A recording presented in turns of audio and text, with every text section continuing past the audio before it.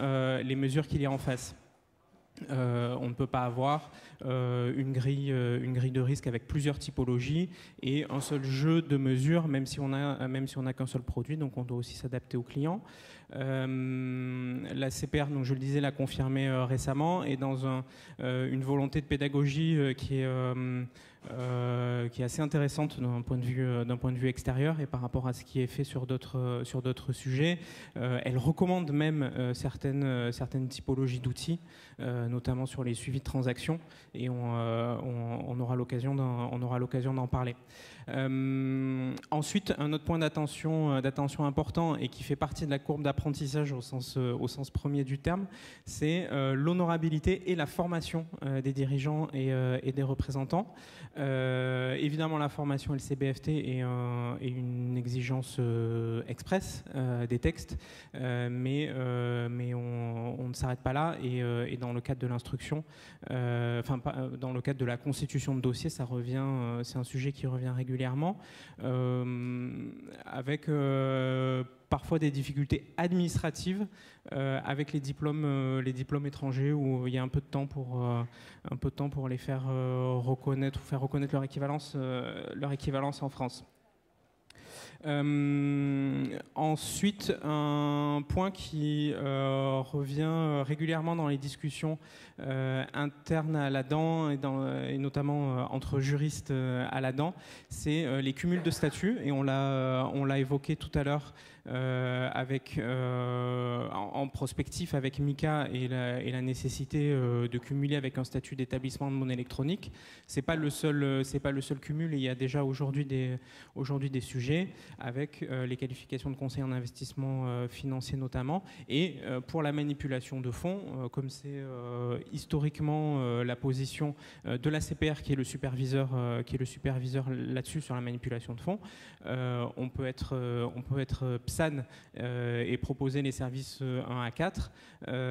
Il n'empêche que si en parallèle on va manipuler les fonds en fiat des clients, on doit aussi être PSP ou agent. Et donc ça, c'est un travail en parallèle qui doit être mené de l'enregistrement PSAN, et qui donc mobilise des ressources côté candidat à l'enregistrement. Merci beaucoup, David. Désormais, je vais poser une question à Reda. Vous êtes le fondateur de Key Foundation, qui vulgairement tend à faire le pont entre la CeFi et la DeFi. Vous avez émis votre propre jeton de protocole. Concrètement, j'ai pu constater que vous n'étiez pas enregistré en tant que PSAN, donc vous avez, je pense, entamé une procédure d'enregistrement. Comment se passe d'abord cette procédure d'enregistrement? Quelles difficultés pouvez-vous rencontrer? Et secondement, comment se passe la poursuite de votre activité durant cette latence entre l'enregistrement et le dépôt du dossier? Alors oui, effectivement, l'objectif de la Key Foundation à travers notre projet qui s'appelle Club, avec un K, c'est de créer un pont entre la CeFi et la DeFi. Pour juste donner un peu de contexte, Club est un club privé d'investissement qui donne accès à un compte bancaire avec une carte de paiement et une plateforme d'investissement de produits différents de ce qu'on peut trouver dans une banque privée ou autre. Donc c'est des produits un peu exotiques, il y a de la crypto ou autre. Et effectivement, pour rebondir sur ce que disait David, notre contexte est particulier parce qu'on a des enjeux d'opérations bancaires et services de paiement, et aussi des enjeux liés à la crypto-monnaie, et donc custody et compagnie. Donc sur la partie opérations bancaires et services de paiement, c'est quelque chose qu'on fait en accompagnement avec un partenaire bancaire, donc qui nous donne l'accès à cette licence via un modèle de MOBSP, IOBSP. Et sur les parties produits d'investissement, on est aussi accompagné par un PSI, donc qui nous permet aussi d'avoir ce statut d'agent pour pouvoir proposer des produits d'investissement qui sont structurés par ce partenaire. Et donc en fait, c'est assez straightforward parce que c'est des choses qui se sont déjà faites et qui se font de façon assez streamlinée auprès de la CPR et du passporting. C'est quelque chose qui est connu. Effectivement, aujourd'hui, on est dans la procédure PSAN. Et dans la procédure PSAN, effectivement, ce qui est regardé par la CPR, c'est l'ensemble du business. Et donc, dedans, il y a des sujets d'analyse de l'architecture de la partie opération bancaire, de l'activité de produits d'investissement, de marketplace. Et donc, effectivement, plus l'activité est simple sur le sujet crypto, plus le dossier, je pense, est straightforward. Mais à partir du moment où on commence à rentrer d'autres aspects, effectivement, c'est ce qu'on a vécu, parce qu'on a des échanges donc, avec la CPR sur ces sujets-là. Ils essayent de comprendre très exactement est-ce que nous sommes PSP, agent de PSP, MOBSP ou autre, pour que ça fonctionne et que donc l'ensemble de l'activité soit compliant et pas uniquement la partie crypto. Donc aujourd'hui, on est en process sur ces sujets-là et donc c'est des allers-retours avec nos équipes légales et les équipes de la CPR. Pour l'instant, on ne voit pas de difficultés. Au contraire, je trouve qu'ils sont très pointus sur tous ces sujets et donc c'est hyper intéressant de travailler avec eux sur la formalisation d'un point de vue traditionnel de ce qu'on est en train de faire aujourd'hui, parce que notre mission, elle est pas simple, c'est de connecter le monde traditionnel avec le monde de la DeFi.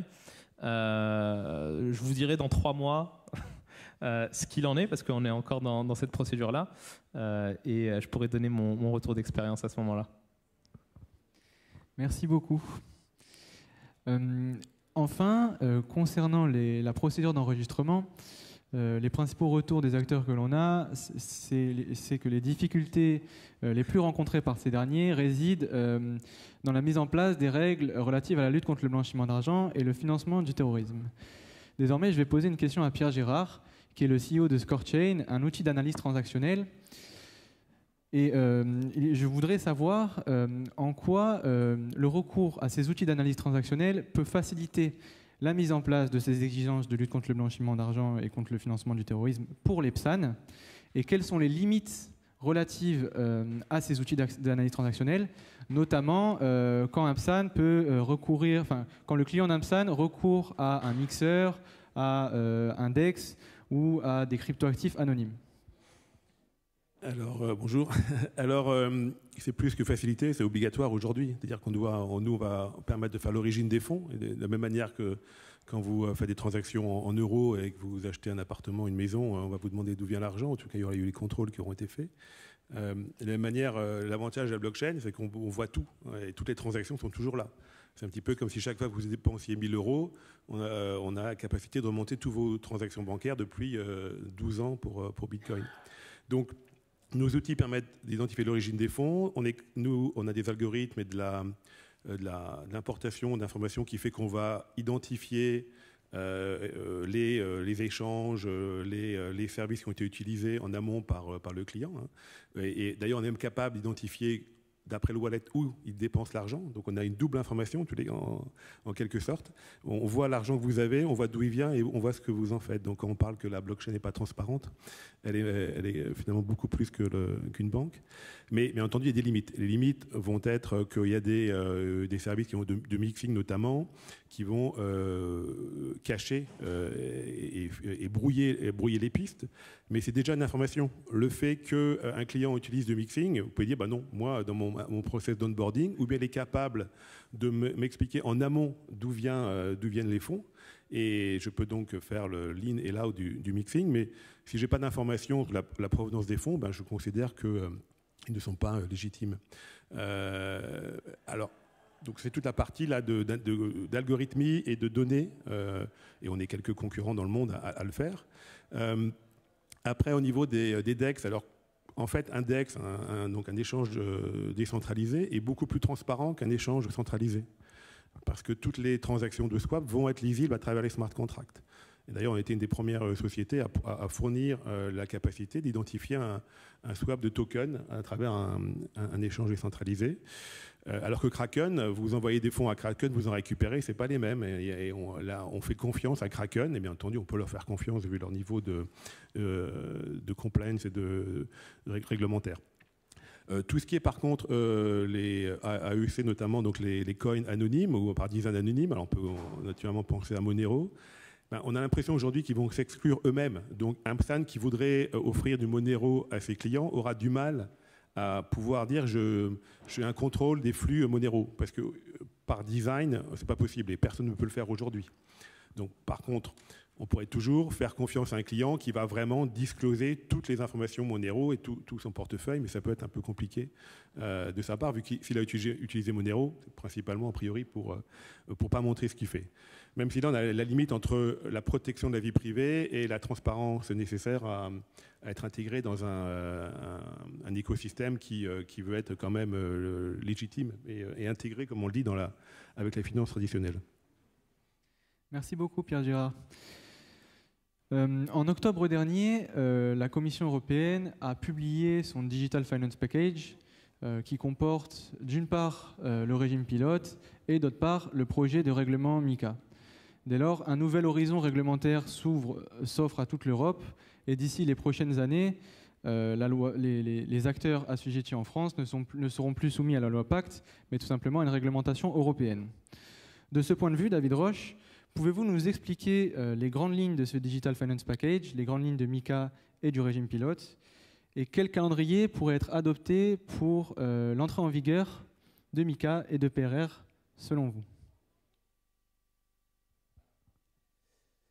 D'abord, un commentaire introductif sur le projet MiCA, le régime pilote et les textes qui l'accompagnent, puisqu'il y a DORA et on envisage une réforme une revue de MiFID aussi. C'est plutôt une bonne nouvelle. Et on en discutait avant d'ouvrir cette discussion. On ne partage pas nécessairement la vision qui est que moins c'est réglementé, plus on favorise l'innovation, puisqu'il y a un sujet de confiance et c'est ce qui est affiché par la Commission. Alors c'est quasiment tout le temps affiché, mais par la Commission comme raison d'être de ce projet, c'est la confiance du marché et la fiabilité des opérateurs qui seront amenés à intervenir. Ensuite, ce qui fait aussi que c'est une bonne nouvelle, c'est que ce sont des règlements. Et on a aujourd'hui une douzaine d'années, voire plus, de recul sur des textes qui sont venus encadrer des systèmes, plutôt des projets innovants en leur temps, donc les directives monnaie électronique, surtout la 2, et surtout services de paiement. Il s'est agi de directives et on se trouve aujourd'hui face à plus de 20 transpositions différentes, avec pour beaucoup des éléments qui sont identiques, qui sont copiés-collés, et en tout cas pour certaines juridictions, mais toujours des spécificités locales. Et avec un format qui est celui du règlement qui est envisagé qui est retenu pour MiCA, on s'assurera une plus grande uniformité à travers l'Union, à travers l'espace économique européen, et donc une plus grande sécurité juridique pour les différents intervenants et un jeu de concurrence plus uniforme. Là, on sera peut-être dans un écosystème parfait ou proche d'eux quand les dispositions sur la lutte contre le blanchiment seront aussi réglementaires et plus par directive. Ça, par contre, je pense que c'est un peu plus lointain dans la mesure où ça reste quand même une forte composante de l'ordre public local et sur lequel les États vont lâcher moins facilement la souveraineté dont on parlait tout à l'heure. Pour en venir plus précisément au texte, donc Hugo l'introduisait, ils vont venir pour partie remplacer la loi Pacte. Spécialement, MiCA va venir remplacer la loi Pacte. L'apport le plus important, c'est qu'au lieu de réglementer 4 services, on en réglemente 10. Aujourd'hui, il y en a 10 en France avec 4 enregistrements obligatoires et les 10 agréments facultatifs. On arrive avec MiCA avec 10 opérateurs, enfin plutôt 10 services qui seront sujets à enregistrement. L'apport intéressant d'un point de vue concurrentiel, c'est la faculté de passeport européen. Et donc on sort, nous opérateurs français, PSAN, on a la possibilité de sortir de notre marché beaucoup plus facilement et en apportant un niveau de confiance identique à nos clients, à nos autres clients européens. Et ça a d'autant plus de sens dans un contexte numérique où on localise beaucoup plus difficilement les prestations que d'avoir un texte qui couvre toute l'Europe et pas des textes, pour l'instant, donc on a la France, Luxembourg, Malte, qui ont des textes locaux, un peu plus difficile à articuler quand on est en cross-border. Ensuite, MiCA qualifie certains actifs numériques et crée des catégories d'actifs numériques, ce qui ne va pas dans le sens de la neutralité technologique qui est habituellement celle retenue par la Commission, qui était celle recommandée par le rapport Landau en France, mais on a 27 États qui devaient se mettre d'accord. Donc on définit des catégories d'actifs qui vont relever du coup de niveaux d'exigences différentes, voire de niveaux d'exigence différentes quand ils atteindront un certain niveau stratégique. Et là, la Commission a vraisemblablement ciblé, sans le dire, les projets type Libra ou un stablecoin qui aurait une importance stratégique, un émetteur de stablecoin qui aurait une importance stratégique sera sujet à des exigences complémentaires. Et enfin, on l'évoquait tout à l'heure, parmi ces catégories d'actifs, on a le e-money token, donc un token qui n'a pour référence qu'une seule monnaie fiat, par exemple, et qui retombe du coup dans la qualification de monnaie électronique. C'est un peu décontenançant d'en arriver à cumuler les deux statuts en qualité d'émetteur de monnaie électronique, sachant que c'est un statut qui fonctionne, mais pour des usages très spécifiques aujourd'hui. Mais le règlement n'est pas figé, et c'est la deuxième partie de votre question, Hugo. Donc on verra comment évoluer, comment peuvent évoluer les articulations aussi. Ensuite, en parallèle, on a le régime pilote, qui est une approche assez différente, puisque c'est un régime d'exemption qui viendrait s'appliquer à certains opérateurs pendant 5 ans pour permettre de développer des offres et d'évaluer la nécessité de faire évoluer des textes ou l'absence d'opportunités pour certains marchés. Et ça vient du fait que, entre autres, que MiCA est venu réglementer un certain nombre d'actifs numériques en qualifiant, puis en créant une catégorie balai, qui sont les actifs numériques autres que ceux reposant, indexés à des actifs, etc., donc notamment les actifs dont les émetteurs ne sont pas identifiés, mais ne réglemente pas les actifs qui ont la qualification d'instruments financiers, qui eux restent qui restent dans le champ des directives de MiFID, mais avec des textes qui ne sont pas adaptés notamment aux infrastructures décentralisées ou pas complètement compatibles avec les infrastructures décentralisées. Donc le régime pilote va permettre, dans ce qui est une sandbox en fait, de tester l'opportunité de ces évolutions, enfin la nécessité, l'opportunité de ces évolutions.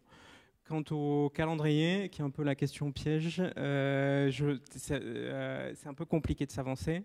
Donc il y a eu plusieurs jeux, plusieurs commentaires, avis de la BCE, du Conseil, des propositions d'amendement des deux régimes, du régime pilote et de MiCA. Je ne sais plus si on les compte en centaines ou en milliers. Là-dedans avait fait le travail, mais c'est en milliers, voilà. Donc je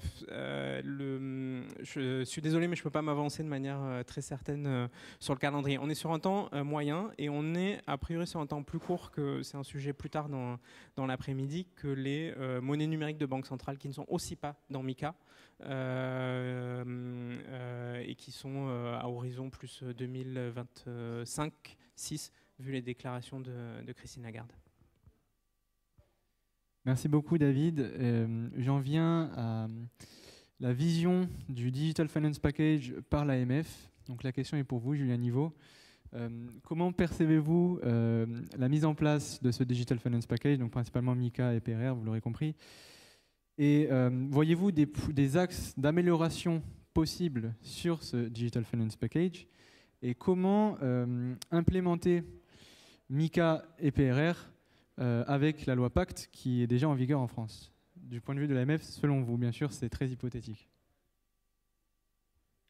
Alors l'articulation, c'est très simple en réalité. Le jour où MiCA entrera en vigueur, la loi Pacte n'aura plus lieu d'exister. Voilà. Donc c'était pas si compliqué. Mais pour répondre à votre question, alors effectivement, je ne vais pas revenir sur ce que David a dit. Globalement, les services de l'AMF sont assez contents et sont vraiment, accueillent favorablement que ce soit le texte MiCA ou le texte PRR, notamment PRR, puisque vous savez que l'AMF avait publié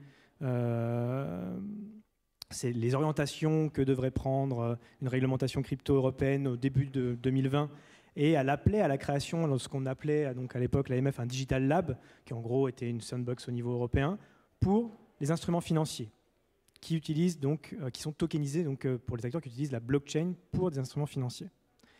Donc on appelait de nos voeux à la création de cette zone d'expérimentation qui permettrait d'avoir des exemptions réglementaires, comme l'a dit David, et visiblement, alors on n'était pas les seuls, mais ça a été bien sûr entendu par la Commission, donc on est ravis.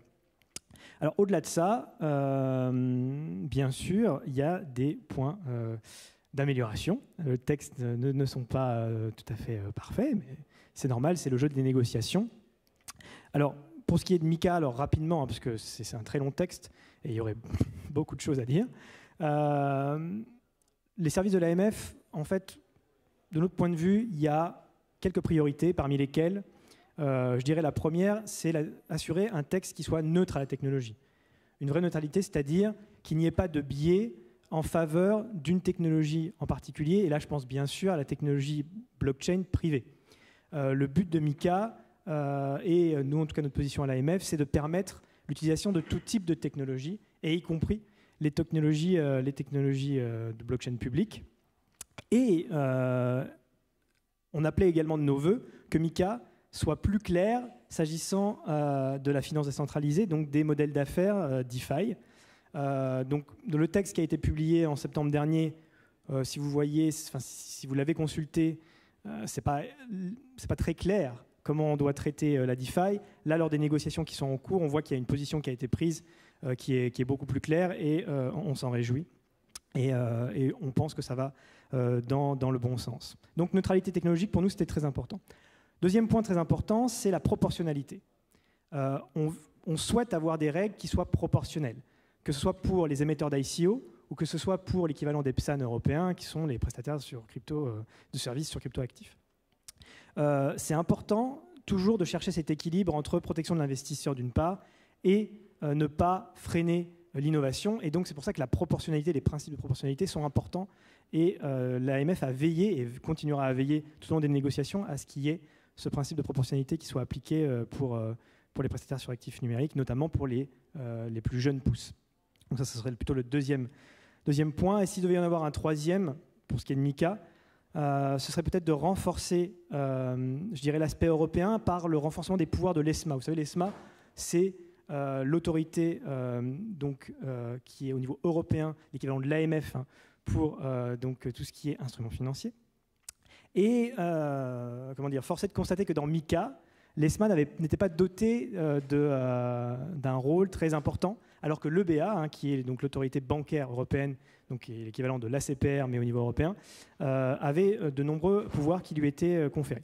Donc notre avis est également de renforcer les pouvoirs de l'ESMA, puisque si on veut avoir une réglementation qui soit efficace au niveau européen, on a besoin également que ce soit au niveau européen que ça se passe et qu'il n'y ait pas de point d'accrochage entre les différents États membres. Donc c'est le premier point. Donc c'est pour MiCA. Donc globalement satisfait, mais des points tout de même d'amélioration. Pour ce qui est du pilot régime, maintenant, même chose. Donc on est ravis, mais il y a encore pas mal de travail à faire. Et une des priorités qu'on a à l'AMF, c'est l'ouverture de ce pilot régime à des nouveaux entrants.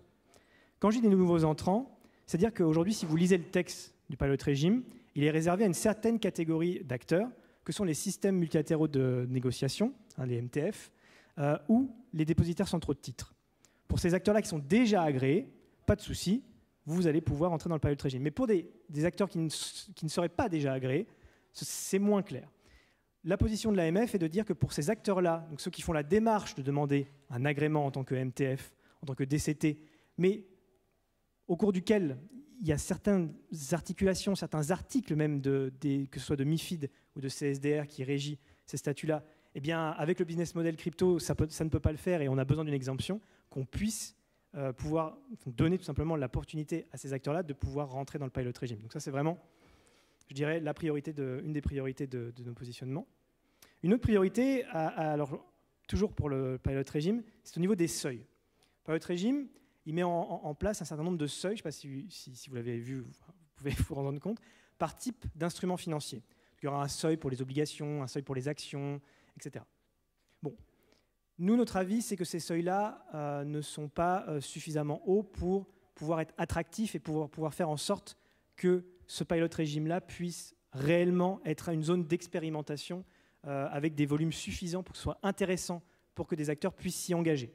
Et notamment des acteurs institutionnels. Avec des montants d'émissions trop bas, on n'aura personne en Europe, et donc ce serait dommage, puisque ça remettra en cause l'efficacité de ces zones d'expérimentation. Donc, redressement des seuils. Et enfin, de la même manière que pour MiCA, il y a également la neutralité technologique qui est aussi très importante pour nous, puisque certains articles sont assez mal rédigés et on comprend mal si ce serait possible d'utiliser une blockchain publique ou pas, ou des modèles d'affaires décentralisés.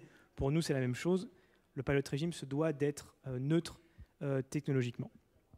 Donc voilà, ça c'était vraiment de manière résumée. Et juste pour un point sur le calendrier. Donc là, les négociations sont toujours en cours. Il faut voir, en fait, il y a deux facettes, il y a deux niveaux de négociation. Il y a au niveau du Conseil de l'Union européenne et au niveau du Parlement européen. Donc au niveau du Conseil, donc le Conseil réunit l'ensemble des États membres. Donc il y a eu un certain nombre de groupes de travail qui se sont faits dès la fin 2020 pour que les États membres se mettent d'accord sur un texte. Pour ce qui est de MiCA, malheureusement, il n'y a pas encore eu d'accord, donc sous la présidence portugaise. Donc ce sera la présidence slovène, qui reprendra le flambeau donc dès la rentrée. Pardon ? Non, là c'est d'abord la présidence slovène, ce sera la France. Ouais. Donc la présidence slovène prendra le relais. Par contre, sur PRR, les États membres ont réussi à se mettre d'accord, ce qui veut dire qu'on a une version consolidée au niveau du Conseil. Pour ce qui est du Parlement maintenant, vous savez que dès lors que les textes sont sortis, il y a eu des rapporteurs et des shadow rapporteurs, ce qu'on appelle, qui ont été nommés. Il y a un rapporteur et des shadow rapporteurs pour chaque texte. Donc ils avaient pour but également de proposer des amendements. Donc il y a eu un premier draft qui a été publié. Et là, récemment, il y a eu une réunion donc en comité Econ, qui est le comité qui s'occupe des affaires monétaires et des affaires financières au Parlement. Et normalement devrait être voté bientôt au Parlement une version définitive. Dès lors qu'on aura ces deux versions-là, pourra commencer ce qu'on appelle la phase des trilogues. C'est-à-dire la Commission et le Parlement, et bien sûr le Conseil, vont se réunir autour d'une table et vont tout simplement décider de quelle version ils gardent, etc., etc. Donc ça ce sera en septembre que commenceront, on pense, les trilogues, en tout cas à la rentrée. Et généralement, des trilogues, ça dure, alors je ne peux pas m'avancer, mais ça dure généralement, rarement plus de 6 mois. Voilà. Donc ça nous donne une idée pour l'entrée en vigueur de ce pilot régime-là, donc qui viendra donc plus rapidement que MiCA, pour lequel il n'y a pas encore eu d'accord de trouver au niveau du Conseil. Voilà. Merci beaucoup Julien pour ces précisions. Je vais désormais poser une question à Christophe Lepitre. Vous êtes le fondateur d'une plateforme pan-européenne d'investissement en part d'OPC et de tenue de registre sur blockchain. Quel regard portez-vous sur la réglementation des cryptoactifs et l'équilibre qu'il faut respecter entre la protection des investisseurs et l'innovation? Cela fait un peu suite aux débats qui ont été tenus lors de la précédente table ronde et vous souhaitiez ajouter un point. Oui, alors bonjour. Je voudrais réagir à des propos qui ont été tenus à la précédente table ronde et partager les réflexions avec vous. Alors moi, personnellement, je ne pense pas qu'une réglementation est là pour protéger les États, pour empêcher l'innovation ou pour rendre la chose plus difficile pour nous et pour vous qui souhaitons innover dans ce domaine. Ce n'est pas mon avis. D'accord. La réglementation, elle est là pour protéger. Alors, protéger d'abord les consommateurs, mais protéger aussi les producteurs. Et à double titre. D'abord, elle protège les producteurs parce qu'elle empêche, disons, une situation de concurrence déloyale, mais elle protège d'abord les producteurs parce qu'elle permet de maintenir dans le système général un niveau de confiance suffisant pour que les participants continuent à adhérer. Et ça, quand on a accès, quand on parle d'épargne, quand on parle de monnaie, c'est indispensable. Ceux qui sont des amateurs d'histoire, il y a de nombreuses périodes dans notre histoire française ou européenne où quand on perd confiance dans la monnaie, ça pose de gros problèmes individuels et collectifs. Alors, donc, merci de m'avoir donné l'occasion de réagir là-dessus. Mais je rejoins exactement ce que disait David tout à l'heure, sans même parler de l'AMF. Simplement, en ce qui concerne les cryptoactifs, les réglementations des prestataires numériques, c'est évidemment nécessaire. On voit bien que c'est un exercice difficile, que c'est long, au-delà de nos propres horizons, surtout pour les startups, que c'est balbutiant, que c'est manifestement, il y a des problèmes de coordination dans l'espace européen, mais c'est absolument nécessaire. Alors maintenant, ça ne va pas suffire. Je suis désolé de vous dire qu'il va falloir passer une deuxième couche, parce que si nous tous, nous voulons accéder au grand bassin d'épargne, il faut que les produits, les cryptoactifs, soient éligibles à l'actif des institutionnels. Donc à l'actif des fonds, à l'actif des assureurs, à l'actif des caisses de retraite, c'est-à-dire à l'actif du grand bassin d'épargne, puisqu'on est dans des dispositifs collectifs d'épargne. L'accès aux particuliers ne va pas suffire. Et ce niveau-là, vous l'aurez si et seulement si la réglementation est suffisante pour que ces acteurs-là rentrent dans le jeu. C'est au moins une condition nécessaire, pas nécessairement suffisante. Il me semble qu'une deuxième condition, je suis désolé d'ouvrir le sujet, c'est l'impact potentiel, l'impact écologique potentiel de certaines technologies blockchain.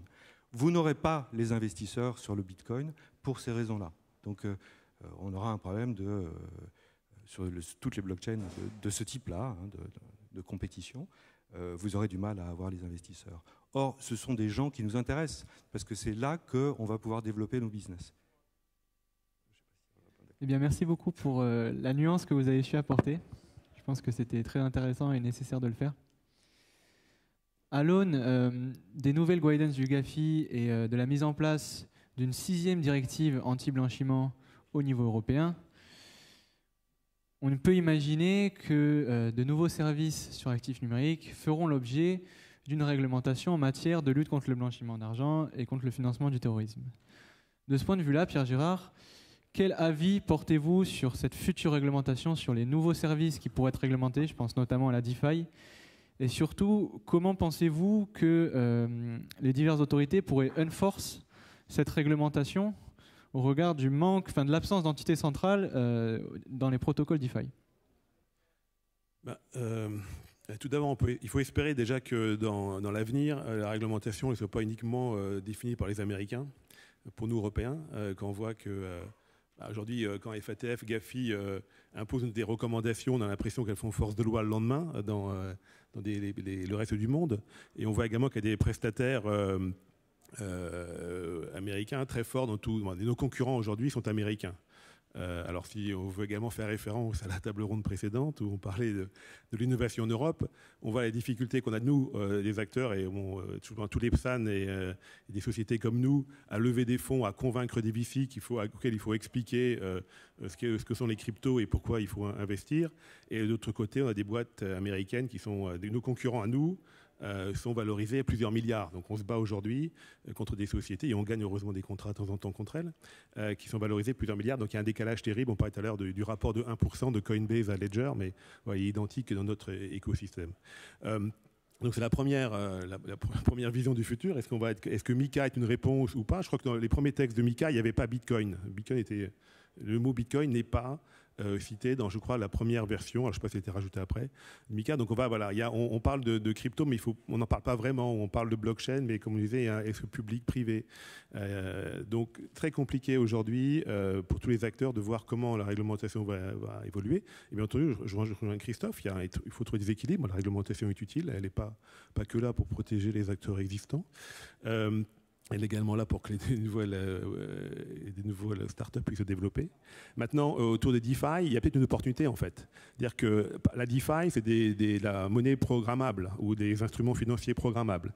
Et donc là, on peut voir comment on peut directement intégrer dans les protocoles DeFi, dans les layers et autres, des vérifications de conformité. On voit des sortes d'oracles. On peut aujourd'hui aller chercher de l'information sur l'identité d'un investisseur, par exemple. On peut également voir ce qu'on fait nous, donc les indicateurs de risque directement qu'on pourrait détecter dans le protocole. Et il y a, attention, là, je bloque, pourquoi pas, si c'est la réglementation qui le décide, je bloque telle transaction parce qu'elle ne répond pas, j'ai pas directement dans le smart contract toutes les garanties.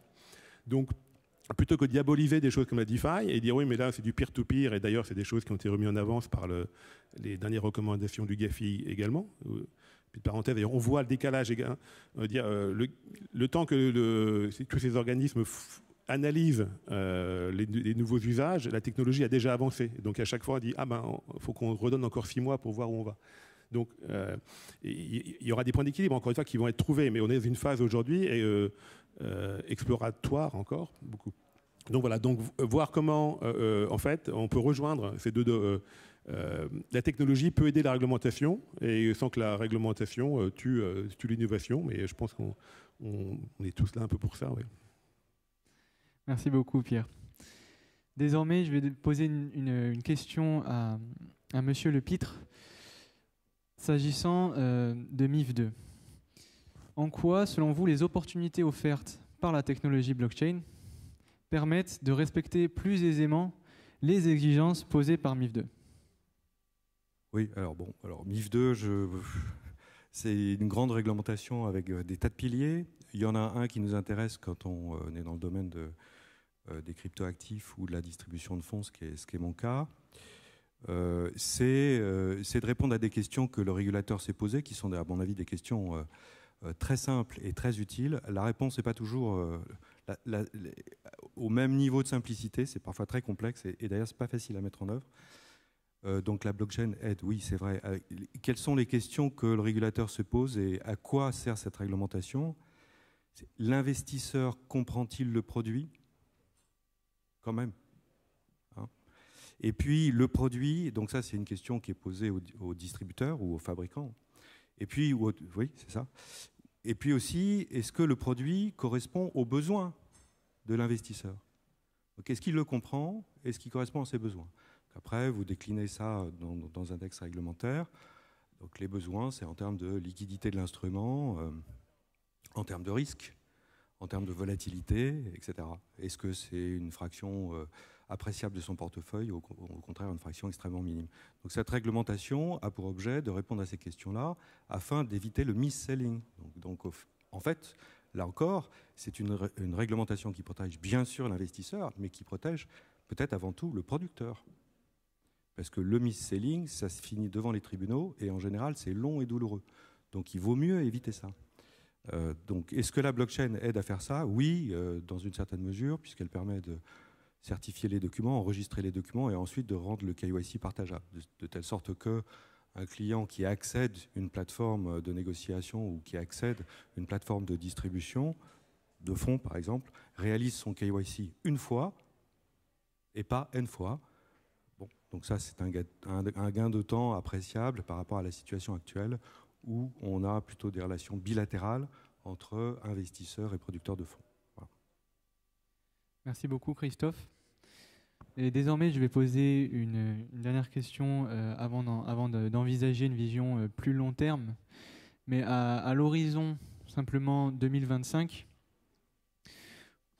comment l'AMF essaye de concilier la préservation de l'innovation et l'essor des champions français des cryptoactifs, tout en garantissant la protection des utilisateurs de ces mêmes cryptoactifs.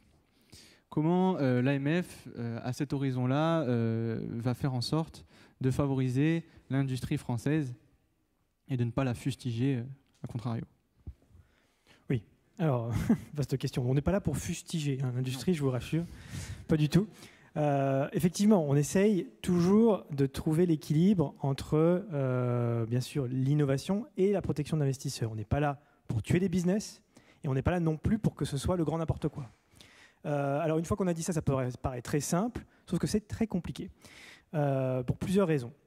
Alors, une des premières raisons, c'est que si on est attentif aux missions de l'AMF, on verra que l'AMF n'a pas dans ses missions, du moins dans le texte littéralement, la compétitivité de la place de Paris.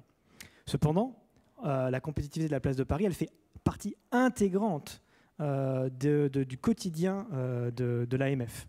D'ailleurs, la création de notre équipe FinTech, Innovation et Compétitivité en 2016, et d'ailleurs l'équipe sœur, le pôle FinTech à la CPR, démontre bien cette volonté qu'a le régulateur d'aller vraiment comprendre l'innovation, aller à la rencontre de cette industrie nouvelle, et pas seulement des acteurs agréés qu'elle a l'habitude de rencontrer, pour plusieurs raisons.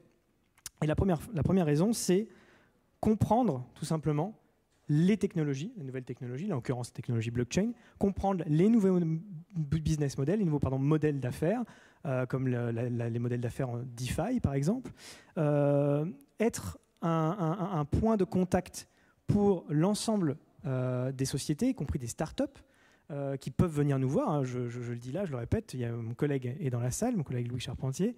Notre équipe est là pour répondre à l'ensemble de vos questions, même si vous n'êtes pas agréé. Si vous avez une start-up, si vous avez une boîte, que vous avez un produit innovant, que bien sûr ce produit est un produit financier ou alors un crypto, hein, il faut quand même que ce soit en lien avec nos missions. Hein, on peut pas tout à l'AMF malheureusement, ou heureusement pour nous.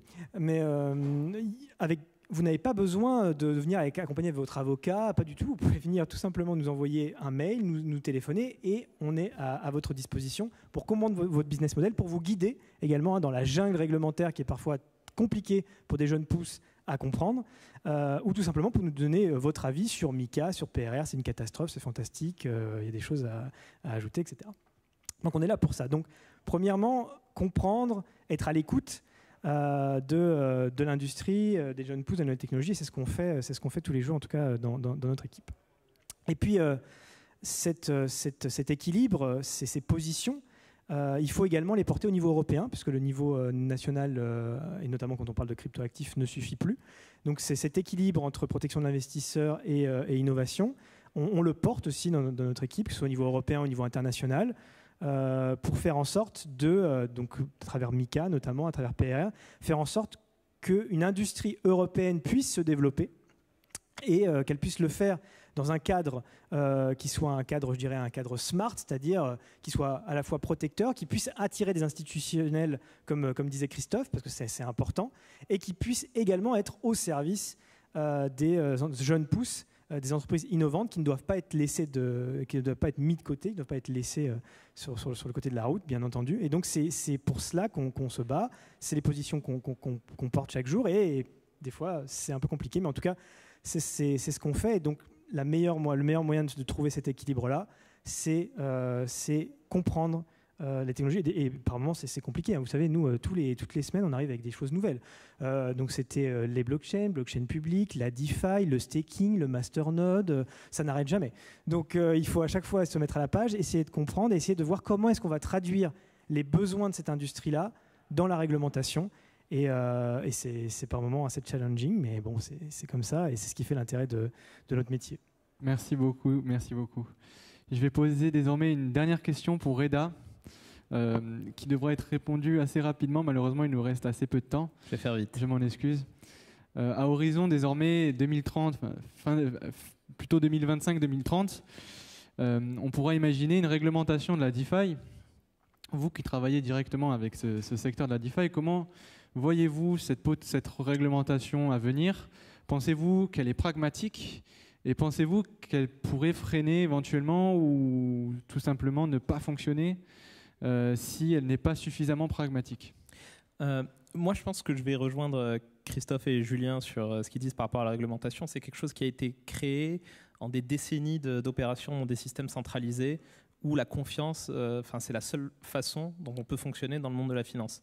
Donc, sans réglementation et sans contrôle, il n'y a pas de confiance. Il n'y a pas de confiance, on ne peut pas avancer. Aujourd'hui, la blockchain répond à la problématique de la confiance, en partant du principe qu'on ne peut faire confiance à personne. Et donc, technologiquement, on répond à ce sujet-là. Donc, ça ne veut pas dire que la réglementation devient inutile, parce que les protocoles considèrent qu'il n'y a pas de confiance et donc intègrent cette logique là-dedans. Je pense que en fait, les concepts réglementaires doivent évoluer sur leur approche quand il s'agit de sujets blockchain. Et en fait, c'est un peu plus compliqué parce que c'est un pas qui doit être fait vers les développeurs de protocoles DeFi, parce qu'il faut comprendre maintenant des sujets techniques, technologiques, apprendre à lire un smart contract, apprendre à comprendre la logique technologique derrière, et pour pouvoir s'adapter à cette innovation technologique. Ensuite, derrière, ce qu'il faut voir, c'est que la majorité des produits financiers dans la DeFi sont développés par des geeks, ingénieurs, qui n'ont absolument rien à voir dans le monde financier, donc ils n'ont pas le contexte historique et la formation réglementaire, mais par contre qui ont un intérêt pour la technologie. Et je pense que aussi du côté des développeurs des protocoles, il y a un pas à faire du côté des régulateurs, vers les régulateurs, pour arriver à comprendre l'intérêt et pourquoi c'est important d'être compliant.